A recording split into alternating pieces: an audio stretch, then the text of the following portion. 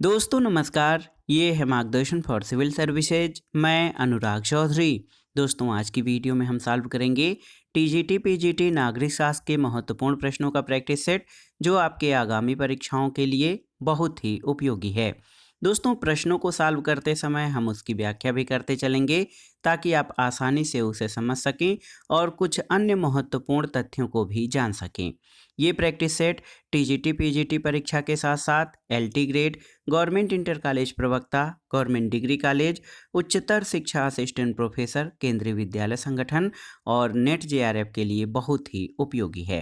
तो आइए शुरू करते हैं टीजीटी पीजीटी एलटी ग्रेड नागरिक शास्त्र के महत्वपूर्ण प्रश्नों का प्रैक्टिस सेट संख्या 45।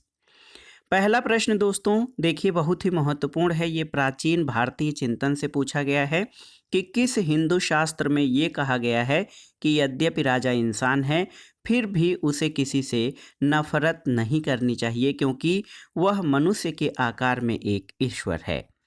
ऑप्शन है आपके भगवत गीता, महाभारत, मनुस्मृति या ऋग्वेद। तो सही उत्तर क्या हो जाएगा? सही उत्तर है ऑप्शन सी, मनुस्मृति। दोस्तों आप जान लीजिए कि मनुस्मृति हिंदू धर्म का एक प्राचीन धर्मशास्त्र यानी स्मृति ग्रंथ है। मनुस्मृति में राजा के बारे में ये कहा गया है कि यद्यपि राजा इंसान है, फिर भी उसे किसी से नफरत या घृणा नहीं करनी चाहिए, क्योंकि वो मनुष्य के आकार में प्रमुख देवताओं के अंशों से निर्मित है। अगला प्रश्न है दोस्तों, केंद्रीय सतर्कता आयोग अधिनियम किस वर्ष पारित किया गया था? आपको बताना है। ऑप्शन है वर्ष 2005, 2003, 2004 या 1999। तो सही उत्तर क्या है? सही उत्तर है 2003, ऑप्शन बी। आप जान लीजिए दोस्तों, केंद्रीय सतर्कता आयोग अधिनियम की बात की जा रही है यहाँ पे, और ये अधिनियम 2003 में पारित किया गया था। लेकिन केंद्रीय सतर्कता आयोग का गठन आप जान लीजिए कि संथानम समिति की सिफारिश के आधार पर 1964 यानी 1964 में किया गया था। और ये भारत सरकार के विभिन्न विभाग के अधिकारियों और कर्मचारियों से जो संबंधित भ्रष्टाचार नियंत्रण की सबसे बड़ी संस्था है, और ये सांविधिक दर्जा प्राप्त एक बहुसदस्यीय निकाय है। अगला प्रश्न है दोस्तों, कौटिल्य की प्रसिद्ध रचना कौन सी है? आपको बताना है। शुक्र नीति, अर्थशास्त्र, मनुस्मृति या धर्मशास्त्र? तो सही उत्तर है अर्थशास्त्र। दोस्तों अर्थशास्त्र जो है वो कौटिल्य द्वारा रचित संस्कृत का एक ग्रंथ है, और इसके अंतर्गत राजव्यवस्था, कृषि, न्याय, राजनीति, दंड नीति आदि के विभिन्न पहलुओं का अध्ययन किया गया है। और ये शासन कला और राजनीति पर लिखी गई दोस्तों, ये भारत की जो है प्राचीनतम ग्रंथों में से एक माना जाता है, और इसकी शैली उपदेशात्मक और सलाहकारी है। अगला प्रश्न है, मनु के अनुसार निम्नलिखित में से कौन राज्य का अंग नहीं है? आपको बताना है। देखिए प्रश्न संख्या 4 आपके सामने है कि मनु के अनुसार कौन राज्य के अंग नहीं है? राजा, पुरोहित, अमात्य या कोष? तो सही उत्तर क्या हो जाएगा? सही उत्तर हो जाएगा पुरोहित। आप राज्य का सप्तांग सिद्धांत भी जानते हैं दोस्तों। मनु और कौटिल्य दोनों ने राज्य के सप्तांग स्वरूप पर चर्चा की है। और आप जान लीजिए कि मनु के अनुसार राज्य समाज की रक्षा और कल्याण का कार्य करता है। सप्तांग सिद्धांत में राज्य के 7 अंग हैं: स्वामी यानी राजा, अमात्य, जनपद, दुर्ग, दंड, कोष और मित्र, और इसमें पुरोहित शामिल नहीं है। अगला प्रश्न है दोस्तों, भारतीय संविधान और राज्य व्यवस्था से कि भारतीय संविधान में शोषण के विरुद्ध अधिकार किन अनुच्छेदों में प्रदान किया गया है? तो आप जान लीजिए अनुच्छेद 23 और 24।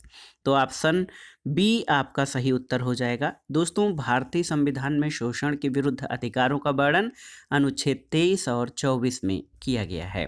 अनुच्छेद 23 में मानव दुर्व्यापार और बेगार और बलात्श्रम प्रतिबंधित किया गया है, और अनुच्छेद 24 14 साल से कम आयु के बालकों को खतरनाक कारखानों, खानों आदि किसी जोखिमपूर्ण कार्य में जो है लगाने से रोका गया है। अगला प्रश्न है, देखिए बहुत ही महत्वपूर्ण प्रश्न है। नेशन एंड नेशनलिज्म नामक पुस्तक के लेखक कौन हैं?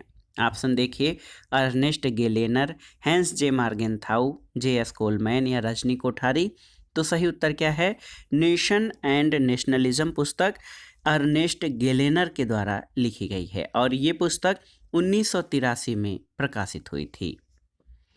अगला प्रश्न बार बार परीक्षाओं में पूछा जाता है दोस्तों, आप जान लीजिए कि अरस्तु की उपेक्षा करने वाला पहला आधुनिक राजनीतिक विचारक कौन है? मैकियावेली, मिल, हाब्स और लाक। तो सही उत्तर है हाब्स। दोस्तों मैकियावेली नहीं बल्कि हाब्स जो है ये अरस्तु की उपेक्षा करने वाला पहला आधुनिक राजनीतिक विचारक है। मैकियावेली को आधुनिक राजनीति विज्ञान का पिता माना जाता है और कैटलिन एक विचारक हैं, वो कहते हैं कि मैकियावेली प्रथम राजनीति वैज्ञानिक था और आधुनिक अर्थों में राज्य शब्द का प्रयोग भी, जिसका अर्थ स्टेट होता है, उस रूप में राज्य शब्द का पहली बार प्रयोग भी मैकियावेली ने किया था। लेकिन यहाँ पर आप देखिए कि अरस्तु की उपेक्षा करने वाला पहला आधुनिक राजनीतिक विचारक हाब्स है।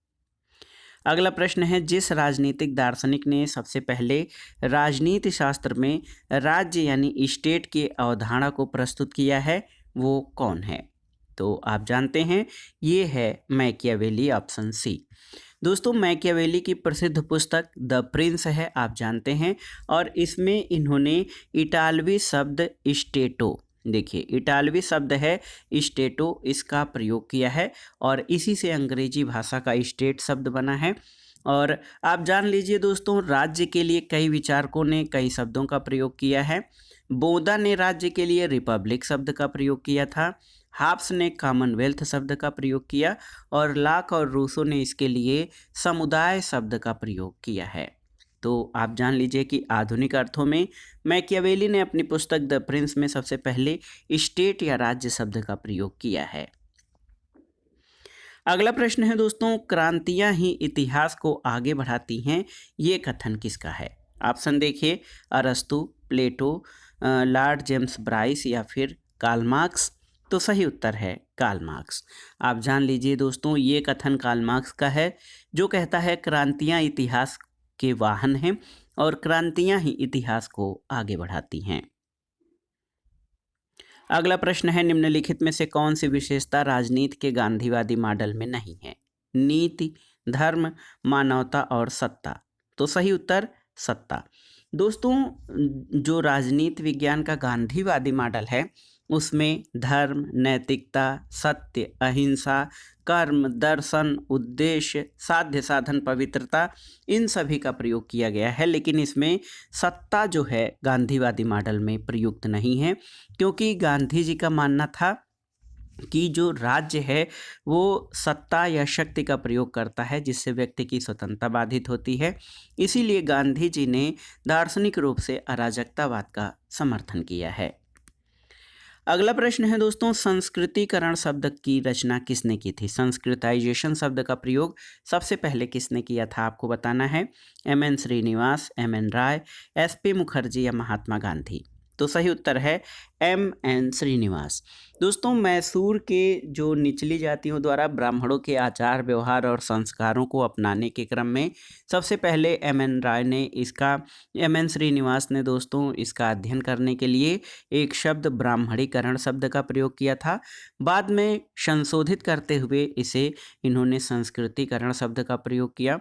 संस्कृतिकरण ऐसी अवस्था है जब किसी क्षेत्र में रहने वाली निचली जातियां जो हैं उच्च जातियों के आचार व्यवहार संस्कारों को अपनाती हैं और मतलब केवल आचार विचार में ही नहीं बल्कि पहनावा और लुक आदि में जो है उच्च जातियों का अनुसरण करती हैं, उसे ही संस्कृतिकरण कहा जाता है।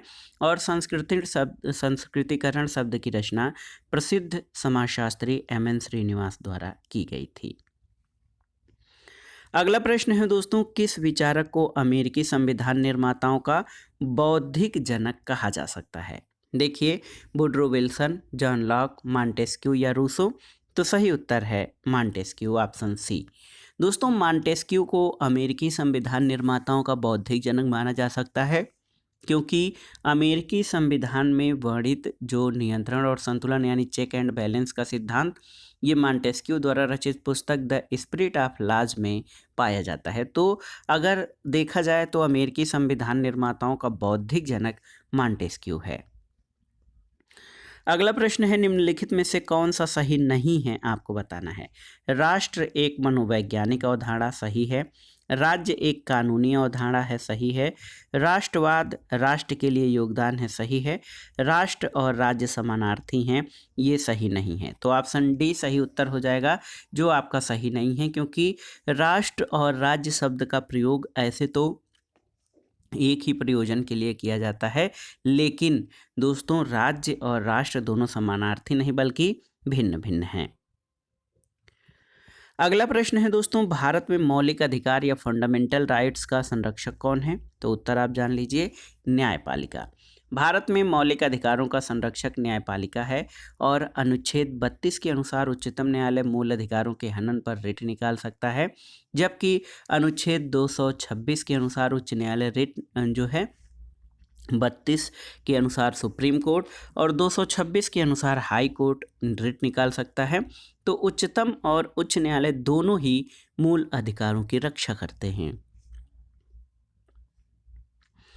अगला प्रश्न है दोस्तों, मैं अधिकतम व्यक्तियों के अधिकतम सुख में विश्वास नहीं करता। एकमात्र वास्तविक सम्मानजनक सिद्धांत है सभी का अधिकतम विकास। ये कथन किस राजनीतिक विचारक का है? देखिए, महात्मा गांधी, रसेल, जे.एस. मिल या कार्ल मार्क्स। तो सही उत्तर है, ये कथन महात्मा गांधी का है। याद रखिएगा दोस्तों, महात्मा गांधी का कहना है कि मैं अधिकतम व्यक्तियों के अधिकतम सुख सिद्धांत में विश्वास नहीं करता हूँ। एकमात्र वास्तविक सम्मानजनक सिद्धांत है सभी का अधिकतम विकास। और गांधी जी का मानना था कि प्रत्येक व्यक्ति अपने कर्तव्यों का पालन करे तो व्यक्तियों के बीच अधिकारों के लिए संघर्ष नहीं होगा। और गांधी जी व्यक्तिवादी विचारक थे, लेकिन उनका व्यक्तिवाद नैतिकता पर आधारित था। और आप जान लीजिए दोस्तों, अधिकतम व्यक्तियों का अधिकतम सुख जो है ये बेंथम के उपयोगितावाद का आधार है, लेकिन गांधी जी इसका खंडन करते हैं, क्योंकि वो सभी के अधिकतम विकास की बात करते हैं, न कि अधिकतम के। अगला प्रश्न है दोस्तों, राज्य के नीति निर्देशक तत्वों के संबंध में कौन सा कथन सही है? देखिए, इन्हें आयरलैंड के संविधान से लिया गया है, सही है। इन्हें संविधान के भाग 5 में शामिल किया गया है, ये सही नहीं है। इनका उद्देश्य प्रजातंत्र को सामाजिक और आर्थिक आधार प्रदान करना है, सही है। राज्यों को इन्हें अनिवार्य रूप से लागू करना होता है, ये दोस्तों आप जान लीजिए कि ये सही नहीं है। और सब तत्व गांधीवादी विचारधाराओं से प्रेरित हैं। तो यहाँ पर आप देख लीजिए दोस्तों, सभी तत्व गांधीवादी विचारधाराओं से प्रेरित नहीं हैं। तो 1 और 3 इसका सही उत्तर हो जाएगा। ऑप्शन डी जो है नीति निर्देशक तत्वों के संबंध में सही है। अगला प्रश्न है दोस्तों, इस विचार को किसने स्थापित किया कि राज्य को व्यक्तियों के आत्मसम्मानीय कार्यों में हस्तक्षेप नहीं करना चाहिए? देखिए, रूसो, लॉक, मिल या ग्रीन। तो सही उत्तर है जॉन स्टुअर्ट मिल। दोस्तों जॉन स्टुअर्ट मिल जो है इन्होंने स्वतंत्रता पर विशेष बल दिया है।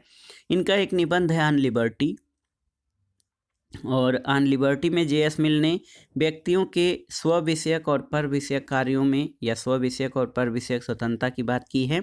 स्व विषयक स्वतंत्रता में राज्य को हस्तक्षेप नहीं करना चाहिए, यानी आत्मसम्मानी या आत्म संबंधित कार्यों में राज्य को हस्तक्षेप नहीं करना चाहिए।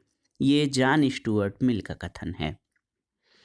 अगला प्रश्न है, किसका विश्वास था कि प्रेम ही सत्य है और सत्य ही ईश्वर है? तो आप जान लीजिए, महात्मा गांधी।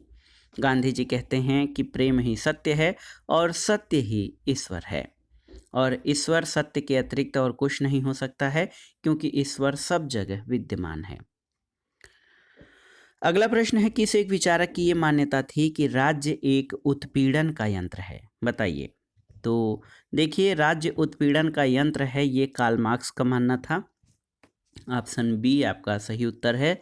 और कार्ल मार्क्स कहता है कि राज्य का उदय वर्ग विभेद के कारण हुआ है और राज्य हमेशा ही शोषक वर्ग के सहायक के रूप में कार्य करती रही है। और मार्क्स कहता है कि राज्य केवल ऐसा यंत्र है जिसकी सहायता से क्या होता है, जिसकी सहायता से एक वर्ग दूसरे वर्ग का शोषण करता है। और आप जान लीजिए कि इसके अलावा एंजल्स का भी कहना है कि राज्य अपने सभी रूपों में एकमात्र शासक वर्ग की संस्था रही है और प्रत्येक अवस्था में इसने शोषित वर्ग को दबाने का ही कार्य किया है। अगले प्रश्न पर आते हैं दोस्तों। देखिए, कौन सा समूह अंबेडकर पर पड़े प्रभाव का सही प्रदर्शन करता है, यानी किन किन विचारकों का बाबा साहब पर प्रभाव पड़ा है, उनका सही क्रम आपको बताना है। देखिए, बुद्ध कबीर ज्योतिबा फूले, बुद्ध मनु ज्योतिबा फूले, बुद्ध तुलसीदास कबीर या कबीर ज्योतिबा फूले सूरदास। तो सही उत्तर क्या हो जाएगा दोस्तों? सही उत्तर आपका हो जाएगा, देखिए बहुत ही महत्वपूर्ण प्रश्न है ये। बाबा साहब डॉक्टर भीमराव अंबेडकर पर बुद्ध, कबीर और ज्योतिबा फूले के विचारों का प्रभाव पड़ा है।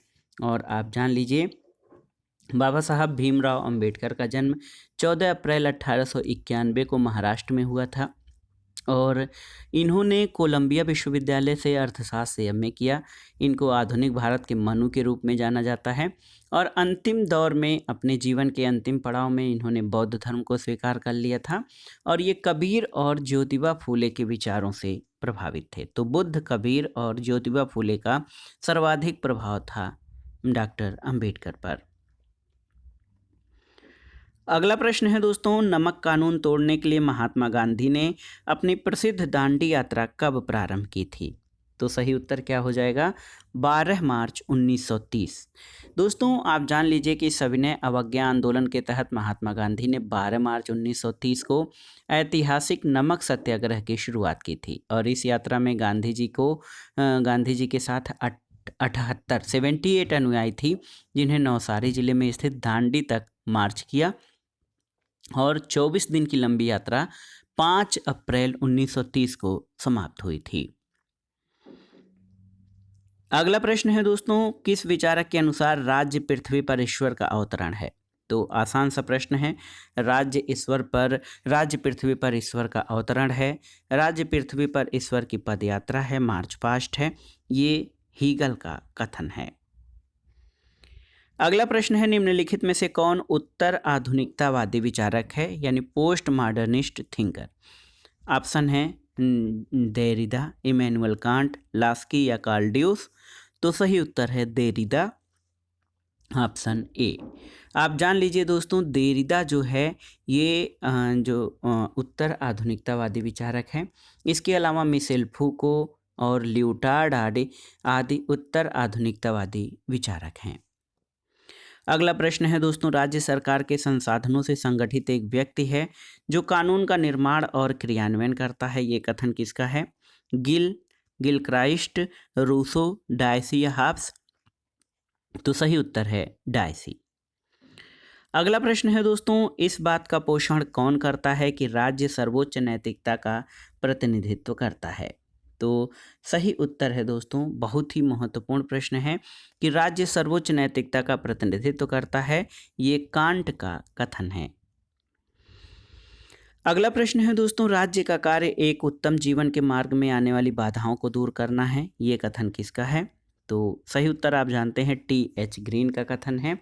टी.एच. ग्रीन कहते हैं कि राज्य का कार्य एक उत्तम जीवन के मार्ग में आने वाली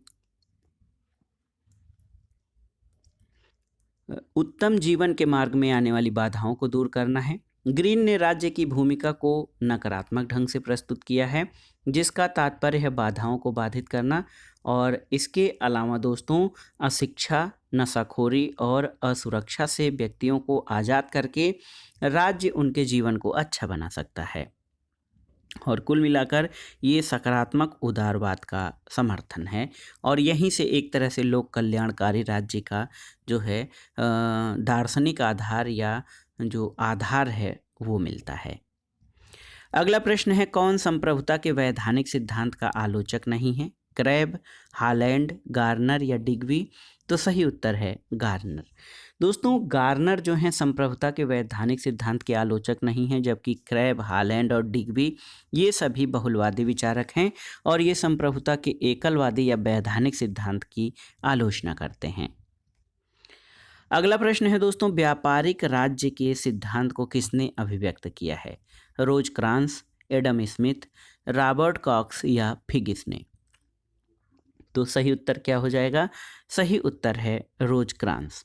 दोस्तों एक विचारक हैं रोज क्रांस, इन्होंने व्यापारिक राज्य के सिद्धांत को अभिव्यक्त किया है।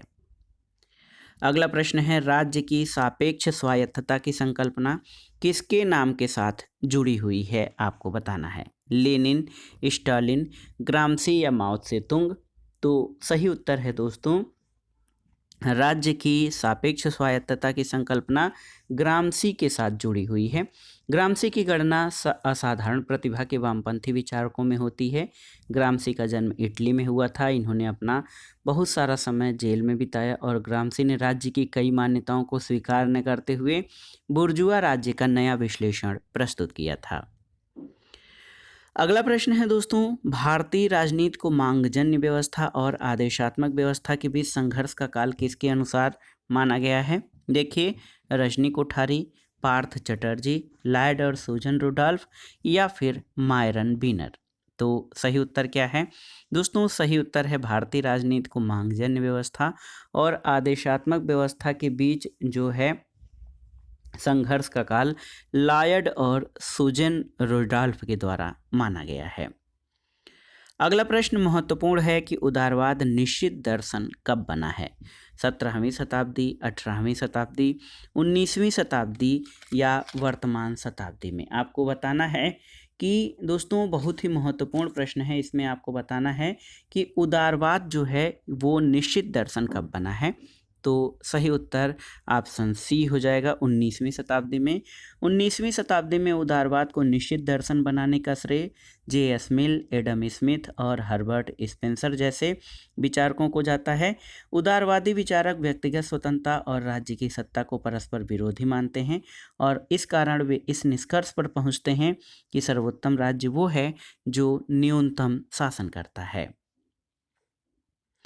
अगला प्रश्न देखते हैं दोस्तों, महत्वपूर्ण प्रश्न है अगला कि पारंपरिक या क्लासिकल उदारवाद के जनक कौन हैं? तो इसमें आपको बताने की आवश्यकता नहीं, आप जानते हैं कि क्लासिकल उदारवाद या जो पारंपरिक उदारवाद है इसके जनक जॉन लॉक हैं। अगला प्रश्न है, निम्नलिखित में से कौन सा सही सुमेलित नहीं है? देखिए, रजनी कोठारी ये हैं स्टेट अगेंस्ट डेमोक्रेसी, तो ये सही उत्तर है। ये युग्म सही है कि रजनी कोठारी ने दोस्तों स्टेट अगेंस्ट डेमोक्रेसी बुक लिखी है। राजमोहन गांधी का है द गुड ओटमैन और ये 1995 में प्रकाशित हुआ था। और देखिए, मार्क सेफर्ड गांधी टुडे, ये रिपोर्ट ऑन महात्मा गांधी, ये बुक थी। और Johan Galtung long walk for peace, तो ये दोस्तों जोहान गाल्टुंग की पुस्तक है पीस बाय पीसफुल और ये 1996 में प्रकाशित हुई थी। लॉन्ग वॉक ऑफ पीस जो है दोस्तों प्रोफेसर प्रियांक उपाध्याय द्वारा जिनेवा में संयुक्त राष्ट्र मुख्यालय में लॉन्च हुई पुस्तक थी। ये ऑप्शन डी आपका सही सुमेलित नहीं है। अगला प्रश्न है दोस्तों, किस विचारक का कहना है कि आज्ञा पालन की संभावित शरारत विरोध की संभावित शरारतों से कम है? ऑप्शन है जे.एस. मिल, जेम्स मिल, बेंथम या ब्लैकस्टोन? तो सही उत्तर है बेंथम। दोस्तों ये कथन जेरमी बेंथम का है, जिनका मानना था कि आज्ञा पालन की संभावित शरारत विरोध की संभावित शरारतों से कम है। अगले प्रश्न पर आते हैं, निम्नलिखित में से कौन विश्वास करता है दोस्तों कि राज्य सदैव ही एक दमनकारी संस्था होती है? ये कभी प्रजातांत्रिक संस्था नहीं हो सकती। तो सही उत्तर क्या है? सही उत्तर है मार्क्स। ये प्रश्न आपको आना चाहिए। मार्क्स का विश्वास था कि राज्य हमेशा दमनकारी संस्था है, ये कभी भी प्रजातांत्रिक या लोकतांत्रिक संस्था नहीं हो सकती है। मार्क्स का मानना है कि राज्य या समाज में शोषक और शोषित नाम के दो वर्ग बनते हैं और इन्हीं वर्गों के द्वारा वर्ग संघर्ष का जन्म होता है और इसी के कारण दोस्तों इसी वर्ग संघर्ष से जो चिंता है उसी को समाप्त करने के लिए मार्क्स वर्ग रहित और शोषण विहीन और राज्य विहीन समाज का स्वप्न देखते थे। अगला प्रश्न देखते हैं दोस्तों, महत्वपूर्ण प्रश्न है, स्टेट्स एंड माइनॉरिटीज पुस्तक के लेखक कौन है? ऑप्शन देखिए गांधी जी, डॉक्टर अंबेडकर, गोखले या जवाहरलाल नेहरू।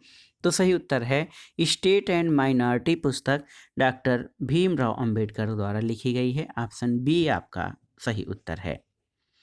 अगला प्रश्न है नागरिक शक्ति दंड के साथ कानून बनाने का अधिकार, संपत्ति का नियमन और संरक्षण और समुदाय की ताकत को ऐसे नियमों के कार्यान्वयन में लगाना निम्नलिखित में से किसने परिभाषित किया है।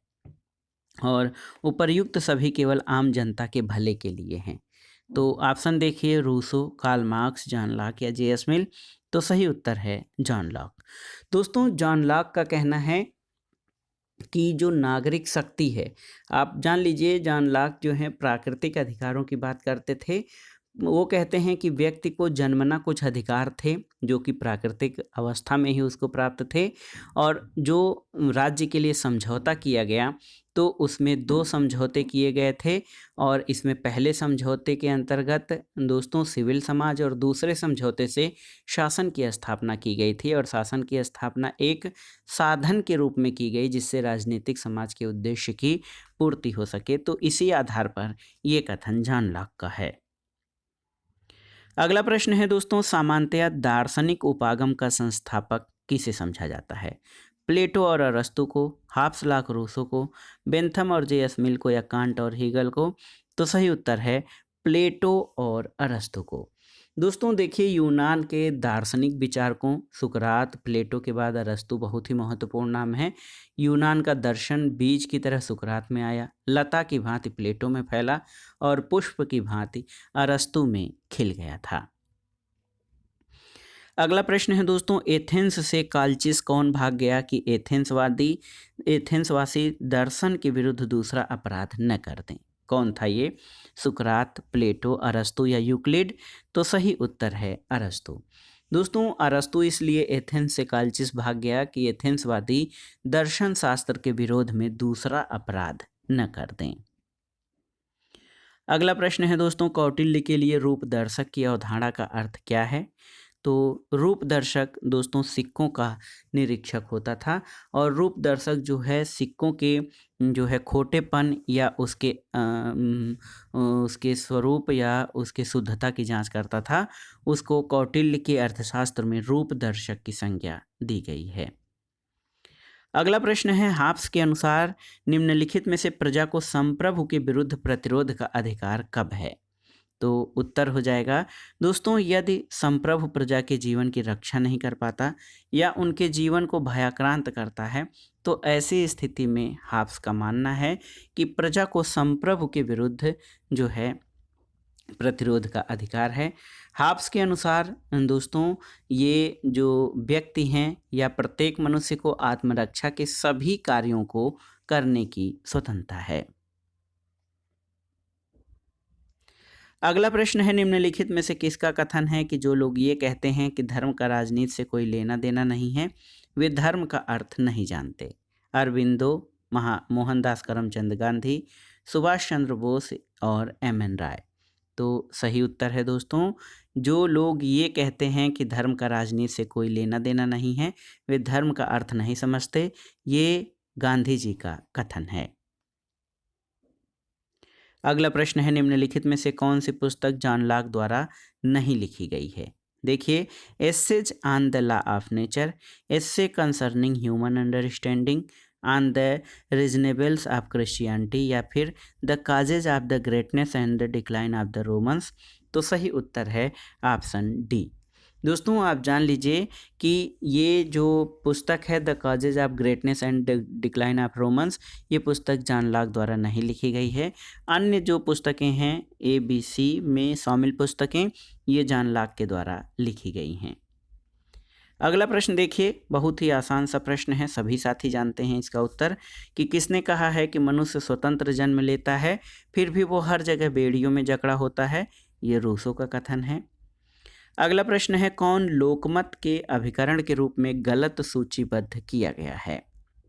देखिए कौन कौन परिवार और प्राथमिक समूह, शिक्षण संस्थाएं, संचार के साधन या इनमें से कोई नहीं। तो सही उत्तर है इनमें से कोई नहीं। दोस्तों आप जान लीजिए कि जब लोगों के विचार परस्पर क्रिया करते हैं तो उससे सामाजिक तत्व का निर्माण होता है, उसे लोकमत कहते हैं। और लोकमत या जनमत के जो साधन है उसमें सबसे महत्वपूर्ण साधन में परिवार और प्राथमिक समूह, उसके बाद शिक्षण संस्थाएं, फिर संचार के साधन, राजनीतिक दल और दबाव समूह, विधानमंडल और समाचार पत्र, ये लोकमत या जो जनमत है उसके निर्माण में महत्वपूर्ण कारक और भूमिका निभाते हैं। अगला प्रश्न है, देखिए कि निम्नलिखित अभिकथनों में से कौन कथन कल्याणकारी राज्य की परिभाषा के बारे में सही है। तो यहाँ पर देखिए कि यह एक ऐसा राज्य होता है जो अपने नागरिकों को विस्तृत स्तर पर सामाजिक सेवाएं उपलब्ध कराता है। बिल्कुल सही है। ये एक ओर साम्यवाद और दूसरी ओर अनियंत्रित व्यक्तिवाद के बीच एक समझौता है। सही है। कल्याणकारी राज्य किसी भी प्रकार के मानवोचित और प्रगतिशील समाज के लिए एक आदर्श स्थापित करता है। सही है। और कल्याणकारी राज्य निजी क्षेत्र के उत्प्रेरकों यानी इंसेटिव्स को हटाए बिना जीवन निर्वाह के न्यूनतम स्तर की गारंटी देता है। तो इसमें देखिए कौन सा उत्तर सही हो जाएगा। तो दोस्तों अगर जो देखा जाए तो कल्याणकारी राज्य के बारे में ये सभी कथन आपको सही दिख रहे हैं। अगला प्रश्न है, प्रतिनिधित्व का रूढ़िवादी सिद्धांत प्रतिनिधित्व के किस प्रतिरूप या मॉडल का समर्थन करता है। न्यासी प्रतिरूप, प्रत्यायोजित प्रतिरूप, सदृश्यता प्रतिरूप या जनादेश प्रतिरूप। तो सही उत्तर है न्यासी प्रतिरूप। और आप जान लीजिए दोस्तों ये बहुत ही महत्वपूर्ण प्रश्न है।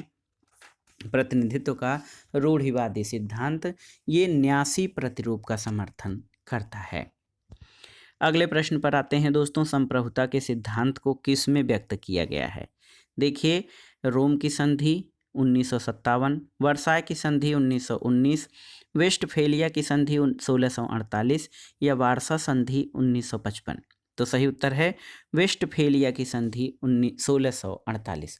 दोस्तों संप्रभुता का सिद्धांत जो है किसी भी राष्ट्र के संप्रभुता का सिद्धांत वेस्टफेलिया की संधि में व्यक्त किया गया है और इस संधि में आधुनिक राष्ट्र राज्य व्यवस्था का जन्म हुआ। इसकी प्रमुख विशेषता सभी यूरोपीय राज्य स्वतंत्र और संप्रभुता संपन्न हो और उन्हें समान दर्जा प्राप्त हो, ये घोषणा वेस्टफेलिया की संधि के द्वारा की गई थी। अगला प्रश्न है दोस्तों, बहुलवादी या प्लूरलिस्ट थिंकर समानतः राज्य को किस एक रूप में व्यक्त करते हैं। तो आप जान लीजिए ये जो विकल्प दिए गए हैं इनमें से ऑप्शन ए आपका सही उत्तर हो जाएगा, समुदायों का समुदाय। क्योंकि आप जान लीजिए कि बहुलवादी चिंतक समांतर राज्य को समुदायों का समुदाय मानते हैं और बहुलवाद राज्य के एकल स्वरूप और उसके अखंड संप्रभुता का खंडन करके समाज को अन्य संस्थाओं के समकक्ष रखता है और सामाजिक उद्देश्यों की पूर्ति के लिए राज्य के साथ साथ अन्य सामाजिक संस्थाओं की ओर ध्यान देने की बात करता है। अगला प्रश्न है, निम्न में से कौन सा जोड़ा सुमेलित नहीं है, आपको बताना है। देखिए महत्वपूर्ण प्रश्न है दोस्तों, ये प्रश्न आपके लिए बहुत ही महत्वपूर्ण है। इसमें आप देख सकते हैं कि कौन सा जोड़ा जो है ये सुमेलित नहीं। विधि सम्मत संप्रभुता कानूनी सही है, यथार्थ संप्रभुता तथ्यात्मक सही है, नामधारी संप्रभुता वह जो शक्ति का यथार्थ में प्रयोग करता है ये सही नहीं है, और लोकप्रिय संप्रभुता जनता की शक्ति। ऑप्शन सी जोड़ा सही सुमेलित नहीं है क्योंकि नामधारी संप्रभुता दोस्तों यथार्थ में सत्ता का प्रयोग नहीं करता है, बल्कि आप जान लीजिए कि जो नामधारी संप्रभुता होता है, नामधारी संप्रभुता वो वास्तविक संप्रभुता से विपरीत होता है। वास्तविक संप्रभुता शक्ति का यथार्थ में प्रयोग करता है, जबकि नामधारी संप्रभुता जो है ये आप देख सकते हैं कि नामधारी संप्रभुता जो है दिखने में तो सर्वोच्च होती है। जैसे कि हमारे जो संसदीय शासन व्यवस्था है इसमें कार्यपालिका दो प्रकार की होती है, एक तो वास्तविक कार्यपालिका और दूसरी नामधारी कार्यपालिका। तो नामधारी कार्यपालिका शक्ति का वास्तविक प्रयोग नहीं करती है। अगला प्रश्न है दोस्तों, निम्नलिखित में से किस स्कूल का ये तर्क है कि संप्रभुता की अवधारणा को राजनीति सिद्धांत से हटा देना चाहिए। देखिए बहुलवाद, आदर्शवाद, फासीवाद और मार्क्सवाद। तो सही उत्तर है बहुलवाद। आप जान लीजिए बहुलवादी विचारक राज्य की संप्रभुता को स्वीकार नहीं करते हैं। बहुलवादियों का मानना है कि राज्य भी अन्य समुदायों की भांति एक समुदाय है, इसलिए इसे सर्वोच्च स्थिति प्रदान नहीं की जा सकती है। अगला प्रश्न है, निम्नलिखित में से कौन संप्रभुता की बहुलवादी अवधारणा से नहीं जुड़ा है। देखिए मेटलैंड, क्रैब, हीगल या दुर्खीम। तो सही उत्तर क्या हो जाएगा? हीगल। दोस्तों हीगल आदर्शवादी विचारक हैं और संप्रभुता की विवेचना बोधा, हाब्स, हीगल और ऑस्टिन ने इसमें एकलवादी या अद्वैतवादी संकल्पना का प्रतिपादन किया है। इसके अलावा दोस्तों आप जान लीजिए मेटलैंड, क्रैब, दुर्खीम ये संप्रभुता के बहुलवादी सिद्धांत के समर्थक हैं। अगला प्रश्न है दोस्तों, नागरिकता के बहुलवादी सिद्धांत का सर्वोत्तम प्रतिपादक कौन था? देखिए T H. Marshall, Anthony Giddens, B S. Turner या डेविस हेल्ड। तो सही उत्तर है बी.एस. Turner, option C. आप जान लीजिए दोस्तों बी.एस. टर्नर नागरिकता के बहुलवादी सिद्धांत के सर्वोत्तम प्रतिपादक हैं और हैंडबुक ऑफ सिटीजनशिप स्टडीज इनकी प्रसिद्ध पुस्तक है। अगला प्रश्न है दोस्तों, संप्रभुता का मूल शब्द क्या है? तो आप जानते हैं संप्रभुता जो है लैटिन भाषा के लैटिन भाषा के शब्दों सुपर प्लस एनस से मिलकर बना है, जिसका अर्थ होता है सर्वोच्च शक्ति। आप जान लीजिए दोस्तों सुपर एनस जो है इसका इंग्लिश सावर्निटी है संप्रभुता की, लेकिन ये लैटिन भाषा के दो शब्दों सुपर और एनस से मिलकर बना है, जिसका अर्थ सर्वोच्च शक्ति होता है। अगला प्रश्न है दोस्तों, भारतीय संघ प्रमुखता आधारित है किस संघ व्यवस्था पर? कनाडा, अमेरिका, नाइजीरिया या ऑस्ट्रेलिया? तो सही उत्तर है आप जान लीजिए कि भारतीय संघ प्रमुखता कनाडा के संघीय व्यवस्था पर आधारित है और हमारे संविधान में ही शुरुआत में ही कहा गया है अनुच्छेद 1 में ही कि भारत राज्यों का एक संघ है, यानी यूनियन ऑफ स्टेट भारत है और ये संघात्मक व्यवस्था कनाडा की संघात्मक व्यवस्था से ली गई है। अगला प्रश्न, अमेरिकी राष्ट्रपति के बारे में कुछ कथन दिए गए हैं, तो दिए गए विकल्पों के आधार पर कूट का प्रयोग करके आपको बताना है। तो दोस्तों अमेरिकी राष्ट्रपति केवल एक बार पुनर्निर्वाचित किया जा सकता है, बिल्कुल सही है। देशद्रोह, घूसखोरी और अन्य अपराधों के लिए उस पर महाभियोग लगाया जा सकता है, बिल्कुल सही है। और महाभियोग के प्रक्रिया की सुनवाई की अध्यक्षता उच्चतम न्यायालय के मुख्य न्यायाधीश द्वारा की जाती है, ये सही है। और राष्ट्रपति और उपराष्ट्रपति दोनों एक ही राज्य से हो सकते हैं, ये सही नहीं है। तो 1, 2, 3 आपके सही हैं। देखिए 1, 2, 3 ऑप्शन ए आपका सही उत्तर हो जाएगा। अगला प्रश्न है दोस्तों, संसदीय शासन प्रणाली के लिए सर्वाधिक उपयुक्त दल व्यवस्था कौन सी है? देखिए इसमें है एक दलीय व्यवस्था, एक प्रधान दल व्यवस्था, बहुदलीय व्यवस्था या द्विदलीय व्यवस्था। तो आप जान लीजिए दोस्तों संसदीय शासन व्यवस्था के लिए द्विदलीय व्यवस्था सर्वाधिक उपयुक्त या सूटेबल पार्टी सिस्टम है। और आप जान लीजिए दोस्तों बहुत ही महत्वपूर्ण प्रश्न है कि संसदीय शासन व्यवस्था में जो उपयुक्त प्रणाली है द्विदलीय प्रणाली, क्योंकि इसमें सत्ता दो प्रमुख दलों के बीच घूमती रहती है, जिससे शासन में उथल पुथल नहीं होती है। और इनमें कुछ और भी दल हो सकते हैं, लेकिन सत्ता के संघर्ष में उनका कोई विशेष महत्व नहीं होता है। अगला प्रश्न है दोस्तों, संविधानवाद या कॉन्स्टिट्यूशनलिज्म की पश्चिमी अवधारणा की मुख्य विशेषता क्या है? देखिए विचारधारा, विधि का शासन, प्रतिनिधि संस्थाएं और सशक्त लोकमत। तो इसमें से सही उत्तर हो जाएगा 2, 3, 4। इसमें दोस्तों संवैधानिकवाद जो है संविधानवाद, इसकी पश्चिमी अवधारणा में विधि का शासन, प्रतिनिधि संस्थाएं और सशक्त लोकतंत्र शामिल है। लोकमत इसमें विचारधारा शामिल नहीं है। अगला प्रश्न है दोस्तों, दुष्परिवर्तनशील संविधान कैसा होता है? तो दोस्तों दुष्परिवर्तनशील संविधान को कठोर संविधान भी कहते हैं। और नरम संविधान या मृदु संविधान वो होता है जिसमें संविधान संशोधन, संविधान विधि या विधि निर्माण की प्रक्रिया जैसी होती है। लेकिन कठोर संविधान वो है जिसमें सामान्य विधि निर्माण की प्रक्रिया से संशोधन नहीं किया जा सकता है। और अमेरिकी संविधान की विशेषता है कि वहाँ पे कोई भी संशोधन सामान्य विधि निर्माण की प्रक्रिया से नहीं हो सकता है। कभी कभी संवैधानिक संशोधनों ने भी केंद्र की शक्तियों को बढ़ाया है, लेकिन दुष्परिवर्तनशील संविधान वो है जहाँ पर सामान्य विधि निर्माण की प्रक्रिया से भिन्न प्रक्रिया उसके संशोधन में प्रयोग की जाती है। अगला प्रश्न है, प्रस्तुत विकल्प देशों में से कौन से देश समूह के जो है संविधान एकात्मक हैं?